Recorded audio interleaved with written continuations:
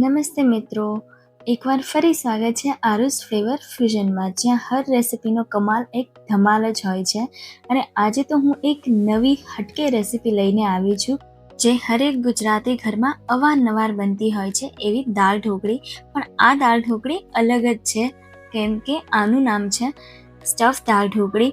આ દાળ ઢોકળી ભરેલી દાળ ઢોકળી કહેવાય છે, પણ એમાં શું ભરવાનું છે એ હું તમને આગળ બતાવીશ. તો અહીંયા મેં સૌથી પહેલાં તુવેરની દાળ લઈ લીધી છે. નાનો એવો કપ ભરીને તુવેરની દાળ લીધી છે, અને 1-2 પાણીએ સરસ રીતે આપણે ધોઈ નાખશું. અને અહીંયા 3 નંગ જેટલા બટેકા લીધા છે. આ બટેકાનું શું કરવાનું છે એ હું તમને આગળ જણાવવાની જ છું. હવે આ દાળને 1-2 વખત ધોઈ અને કુકરમાં નીચે પાણી મૂકી અને આ દાળનું વાસણ છે એ મૂકી દેવાનું છે. જરૂર મુજબ એમાં પાણી એડ કરી દેવાનું છે, અને પછી ઢાંકી અને ઉપરથી એક પથ્થર મૂકી દીધો છે મેં, કારણ કે આ દાળ છે ઉભરાઈને બહાર ના આવે. અને એની ઉપર મેં બટેકા છે એને ટુકડા કરી અને ગોઠવી દીધા છે. આ 2 in 1 કામ છે. થોડાક એવા સમયમાં આપણે 2 વસ્તુ એક સાથે બોઇલ થઈ જશે.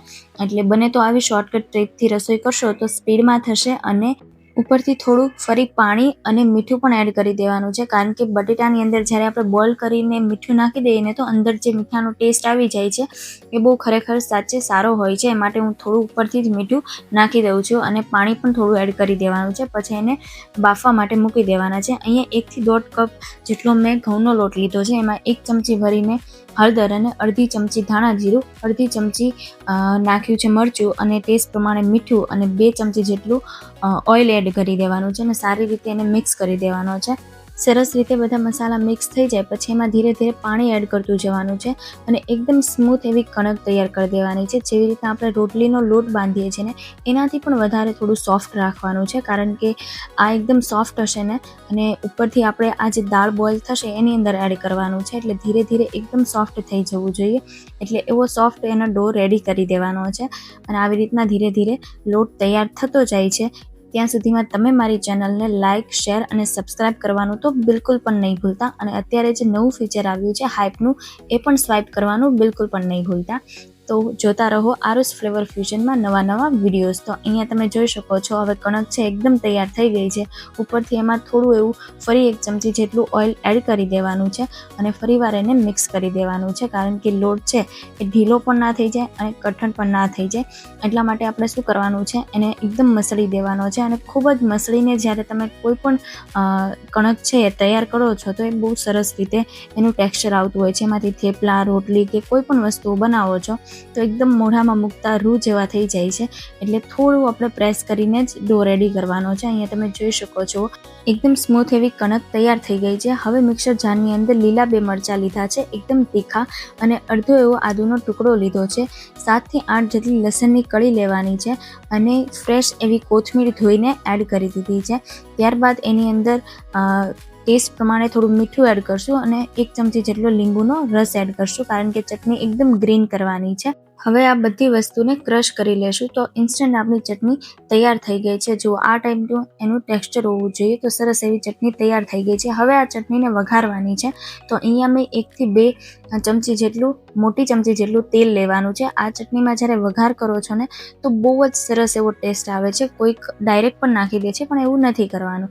પછી અહીંયા 1 ચમચી જેટલું જીરું લેવાનું છે. જીરું થોડું બ્રાઉન કલરનું થાય ત્યારબાદ એની અંદર 1 મોટી ચમચી જેટલું આપણે હિંગ નાખવાની છે, અને 1 મોટી ચમચી જેટલી હળદર નાખવાની છે.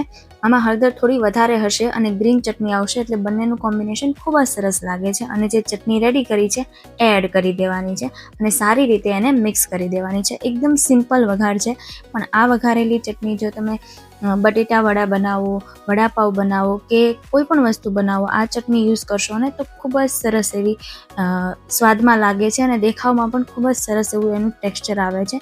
એટલે ચોક્કસથી આ ટ્રીક ટ્રાય કરજો, અને કોમેન્ટ્સમાં તો લખવાનું બિલકુલ પણ નહીં ભૂલતા. અહીંયા બીજી બાજુ આપણું કુકર તૈયાર થઈ ગયું છે. તો અહીંયા બટેટા છે એ બફાઈ ગયા છે. તો હવે એની ઉપરની છાલ છે એ કાઢી નાખવાની છે. ત્યારબાદ અહીંયા જુઓ તમે દાળ પણ ખૂબ જ સરસ એવી આપણે બ્લેન્ડરની જરૂર જ ના પડે એવી એકદમ સોફ્ટ થઈ ગઈ છે. તો બધી દાળ છે એક મોટા વાસણમાં કાઢી લેશું અને પછી એમાં જરૂર મુજબ પાણી એડ કરશું, કારણ કે બિલકુલ પણ પાણીનો ભાગ નથી એટલે પાણી જરૂરથી એડ કરવું જ પડશે. તો અહીંયા પહેલાં મેં 1-1.5 ગ્લાસ જેટલું પાણી એડ કર્યું છે. જરૂર મુજબ પાણી એડ કરવાનું છે. એમનું ટેક્સચર થોડું થીક રાખવાનું છે, એકદમ પતલી નથી કરવાની, પણ હજી આપણે એને બ્લેન્ડર કરવાની છે. ત્યાં સુધી આપણે જોઈએ તો આ બરાબર અત્યારે લાગે છે. જરૂર મુજબ આગળ આપણે થોડું પાણી એડ કરી શકશું. હવે થોડા મસાલા કરશું. તો 1 મોટી ચમચી જેટલું હળદર, 1 ચમચી ધાણા જીરું અને 1 ચમચી મરચું એડ કરશું અને સ્વાદ પ્રમાણે મીઠું એડ કરવાનું છે. અડધા લીંબુનો રસ એડ કરી દઈશું અને જેટલી ખટાશ નાખી છે એના ગળપણમાં અહીંયા મેં ગોળ લીધો છે. ગોળ આ બેસ્ટ છે, કેમ કે શુગરની જગ્યાએ આપણે જો ગોળ લઈએ તો સારું રહે છે. અને સાથે સાથે જે દેશી ટમેટાં આવે છે, 1 ટમેટું મેં એડ કર્યું છે અને બધી વસ્તુને બ્લેન્ડરથી ઝેરી નાખવાની છે. જ્યારે દાળની અંદર તમે ટમેટાં ઝેરી નાખો છો ને તો ખૂબ જ સરસ એવા લાગે છે, એટલે એકદમ મસ્ત બ્લાઇન્ડ થઈ જાય છે. સાથે સાથે એનો કલર પણ યલોઇશમાંથી એકદમ રેડ જેવો થઈ જાય છે, એટલે દાળ ખાવામાં અને જોવામાં બંને રીતે ખૂબ જ સરસ લાગે છે. હજી પાણીની જરૂર લાગતી હતી એટલે અડધો ગ્લાસ જેટલું પાણી મેં એડ કર્યું છે. હવે દાળને બોઇલ કરવા ફરીવાર મૂકી દઈશું. તો અહીંયા ગેસ મેં શરૂ કરી દીધો છે અને જુઓ તમે ટેક્સચર એકદમ થીક છે, તો આ પરફેક્ટ છે. હવે આમાં પાણી નાખવાની બિલકુલ જરૂર નથી. 7 થી 8 નંગ જેટલા મીઠા લીમડાના પાન અને અડધી વાટકી જેટલા સિંગદાણા એડ કરશું અને ઉપરથી ખમણી અને અડધો ટુકડો નાનો એટલું આદું એડ કરી દેવાનું છે અને મસ્ત એવું ટેક્સચર આવી ગયું છે. અને ફરીવાર બધી વસ્તુને આપણે મિક્સ કરી લેશું. હજી ગોળ છે એ ઓગળો નથી, પરંતુ દાળ ધીરે ધીરે જેવી રીતના ગરમ થશે એવી રીતના બધી વસ્તુ છે એ મસ્ત અંદર બ્લેન્ડ થઈ જશે. દાળ ગરમ થાય છે ત્યાં સુધી અહીંયા બીજી બાજુ બટેટા છે એને મેશ કરી દેવાના છે, કારણ કે ધીમે ધીમે ઠરી ગયા છે. ઠર્યા પછી જ મેશ કરવાના છે, કારણ કે પછી આપણે એના બોલ્સ બનાવવાના છે. તો અહીંયા બટેટા એકદમ ઠરી ગયા છે. હવે શું કરવાનું છે, એની અંદર આપણે જે રેડી કરેલી ચટણી જે છે એ એડ કરવાની છે. ટેસ્ટ પ્રમાણે થોડું એવું મીઠું, કારણ કે ઉપરથી બટેટામાં મીઠું નાખેલું જ હતું, અને અડધા લીંબુનો રસ એડ કરશું.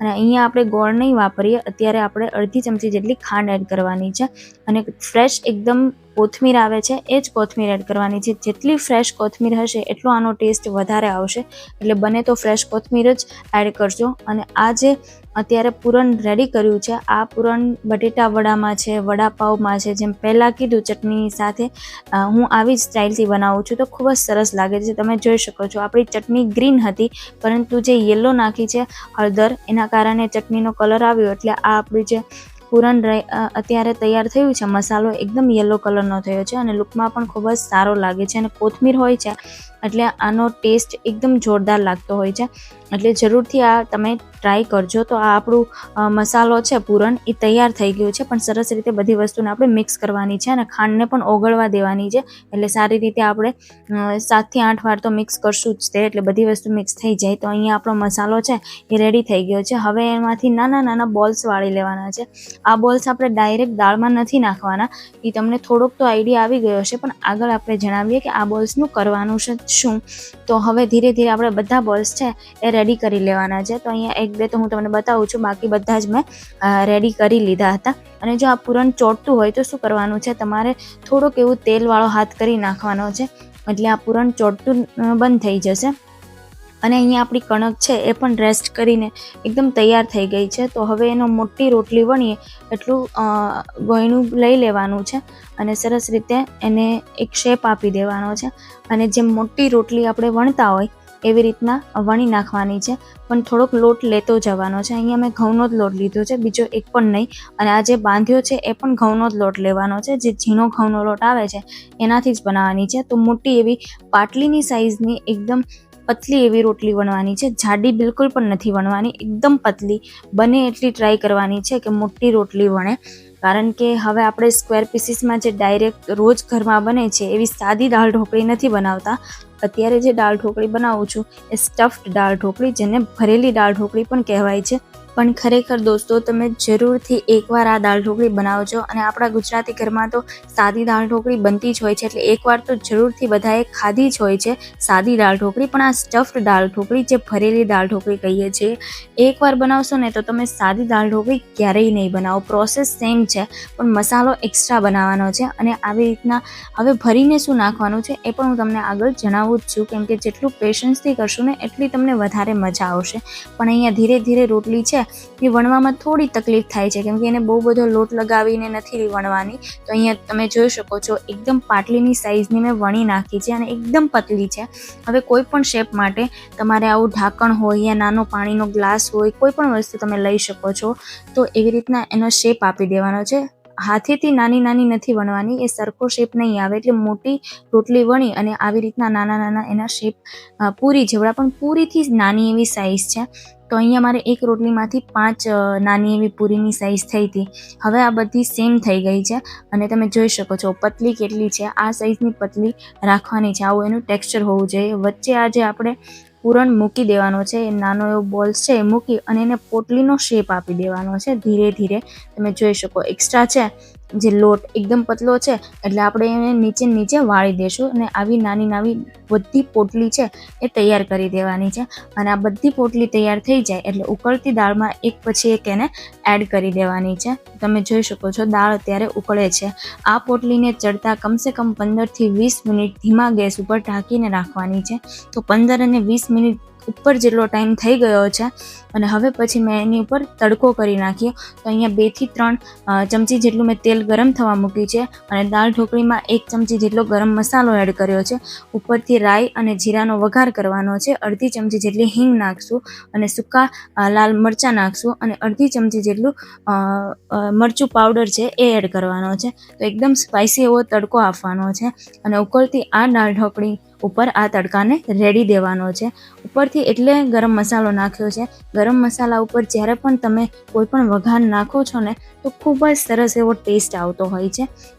અને પછી બધી વસ્તુઓને સરસ રીતે મિક્સ કરી દેવાની છે. તમે ખાલી ઇમેજિન કરો ને કે એટલી સરસ દાળની અંદર આવી નાની નાની ઢોકળી જે છે, જેને આપણે પોટલીનો શેપ આપ્યો છે, તે ઉકળતાની સાથે તેના ટેસ્ટમાં વધારો થઈ જાય છે. 1 મિનિટ સુધી પછી મેં એને ઉકળવા દીધી હતી વઘાર કર્યા બાદ. પછી એને ગરમા ગરમ સર્વ કરી દેવાની છે. તો તમે જોઈ શકો છો ઉપરથી તો આપણને એવું જ લાગે છે કે મોમોઝ મૂક્યા હશે, પણ આ મોમોઝ નથી, આ સ્ટફ દાળ ઢોકળી છે. એને ફ્રેશ કોથમીરથી સજાવી લેશું અને ખૂબ જ યમી અને ટેસ્ટી અને ટેમ્પટિંગ લાગતી હરેક ગુજરાતી ઘરમાં બનતી દાળ ઢોકળી તૈયાર છે. તો આ દાળ ઢોકળી ચોક્કસથી ટ્રાય કરજો. અને હું તો તમને અંદરનું સ્ટફિંગ પણ બતાવવા માંગુ છું. તો એકદમ સ્મૂથલી એને તોડીએ તો તમે જોઈ શકો છો તરત ચમચીને કિનારીથી તૂટી જાય છે અને એમ થાય છે કે હમણાં જ આપણા મોઢામાં આવી જશે. તો ચોક્કસથી આવી રેસિપીઝ આરુસ ફ્લેવર ફ્યુઝનમાં જોતા રહેજો.